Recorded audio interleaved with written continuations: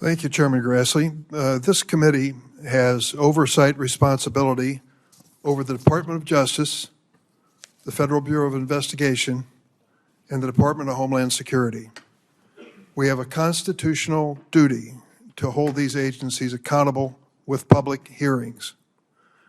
By this date, in my first year as chairman of the Senate Judiciary Committee, we had already held 2 major oversight hearings with Biden administration agency heads, including one with the FBI Director Wray on domestic terrorism threats. So far this year, the Republican majority in this committee has not held a single oversight hearing, despite numerous critical challenges facing the nation that are under our jurisdiction. In the last week alone, several events have demanded this committee's immediate attention. The horrific assassination in Minnesota, the treatment of our colleague Senator Padilla by federal agents in Los Angeles, and President Trump's unprecedented deployment of the U.S. military in Los Angeles. We should hear without delay from Attorney General Bondi and FBI Director Patel about what they are doing to address the unacceptable political violence in our country, including threats to Article III judges and justices, as well as members of Congress. And we need to hear from the Homeland Security Secretary Noem about the treatment of our colleague, Senator Padilla, and this administration's mass deportation campaign against immigrants. But instead of exercising this constitutional oversight duty, my Republican colleagues are holding this hearing. Apparently, armchair diagnosing former President Biden is more important than the issues of grave concern which I have mentioned. To take a few examples of the issues this committee should be addressing, the Trump administration has removed dozens of senior career prosecutors and FBI officials with decades of national security expertise, leaving our nation more vulnerable to terrorism and other national security threats. This should be explained to this committee. The Justice Department has diverted hundreds of law enforcement agents away from combating cartels, drug trafficking, and gun violence to participate in President Trump's mass deportation campaign.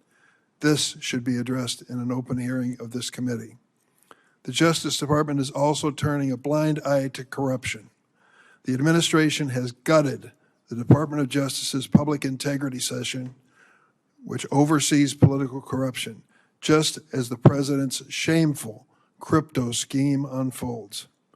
And the administration has removed Department of Justice career ethics officials and shut down the office charged with investigating misconduct by DOJ attorneys. With these internal checks gone and this committee asleep at the wheel, it's no surprise that Attorney General Bondi signed off on President Trump to accept Qatar's gift of a $400 million luxury airliner, despite the fact that the Attorney General was previously a registered foreign agent for the Qatari government. We are still waiting for her official finding on this gift transfer. And it's no surprise that Department of Justice official Amo Bove tried to strike a corrupt bargain with New York Mayor Eric Adams, dropping public corruption charges in exchange for the mayor's cooperation with Trump agenda mass deportations. When it comes to these historic, compelling issues, the GOP majority tells America to move along. Nothing to see here. Let's revisit this administration of a previous president in this hearing. Let's revisit a 20-year-old precedent on the use of an auto pen. And I know my Republican colleagues are eager to discuss President Biden's pardons. But why are they ignoring the actual pardon crisis that's taking place right now? President Trump's pay-to-play scheme. Last month, President Trump pardoned Paul Walzak, who pleaded guilty in 2024 to withholding over $7 million of taxes from his employees' paychecks and failing to pay them to the Internal Revenue Service. What warranted Mr. Walzak's swift pardon by President Trump? His pardon application explicitly cited millions of dollars his mother raised for President Trump's campaigns and other efforts to support the president. But that was not enough. It was 3 weeks after Mr. Walczak's mother attended a $1 million a person Trump fundraiser in April of this year that Mr. Walczak was miraculously receiving his pardon. And now he no longer must pay $4.4 million to the taxpayers of this country. That's one example of the many pardons granted to President Trump's wealthy donors and political supporters.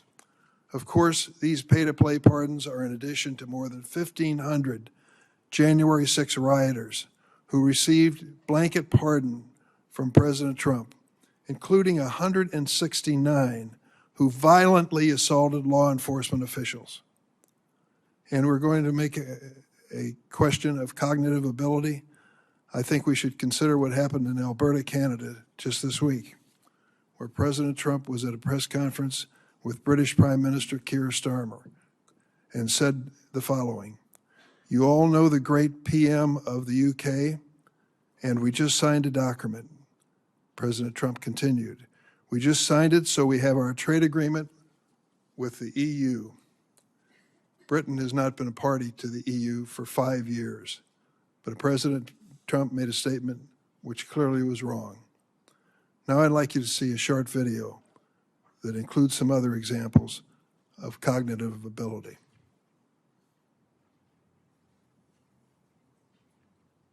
Don't you need to uphold the Constitution of the United States as president? I don't know that windmills are driving the whales crazy, obviously.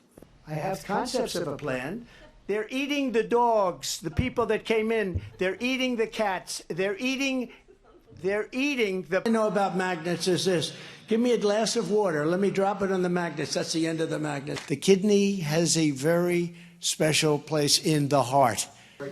Right, and then I see the disinfectant where it knocks it out in a minute, 1 minute. And is there a way we can do something like that by injection inside or almost a cleaning? This is a tough hurricane, one of the wettest we've ever seen from the standpoint of water. When you ran out the healthy arms, you ran out of really healthy. They had great arms, but they ran out. It's called sports. It's called baseball in particular. Can't understand a word he's saying. Did you just see Maduro, Venezuela? It's unbelievable. Well, I don't know about it. I mean, obviously, I'm not involved. He wants to know why the proclamation was signed in the dark. I don't know when it was signed because I didn't sign it. Other people handled it. Do any of these statements raise a question of cognitive ability? You be the judge. If my colleagues are truly interested in issues of presidential succession and disability under the 25th Amendment, I would suggest they embark on this constitutional journey with a proposed amendment, not today's political adventure. I yield.